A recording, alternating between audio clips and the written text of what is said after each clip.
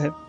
اس نے کہا نہیں، بلکہ بات یہ ہے کہ جب ہم نے اس کو قبر میں دفن کیا اور اس پر مٹی برابر کر دی تو تمام لوگ واپس لوٹ گئے اور میں اس کی قبر پر بیٹھا رہا تو اچانک اس کی قبر سے آواز آئی، آہ مجھے اکیلا چھوڑ گئے کہ میں عذاب میں مبتلا ہوں، حالانکہ میں نماز پڑھتا تھا، روزہ رکھتا تھا۔ چنانچہ اس کی اس بات سے مجھے رونا آیا اور میں نے اس کی قبر کو کھولا تاکہ اس کو دیکھوں تو یکا یک قبر سے آگ کے شعلے نکل رہے تھے اور اس کے گلے میں آگ کا توق تھا۔ تو بھائی کی محبت نے مجھے بڑا رنج کیا، بے چین کر دیا، اور میں نے ہاتھ بڑھایا تاکہ اس کی گردن سے وہ توق کھینچ لوں تو میری انگلیاں جل گئیں اور ہاتھ بھی۔ تو اس نے جلا ہوا سیاہ ہاتھ دکھایا، پھر اس پر مٹی ڈال دی اور واپس لوٹ آیا۔ تو پھر کیوں کر نہ روؤں میں اس کی حالت پر اور کیوں نہ غم کروں؟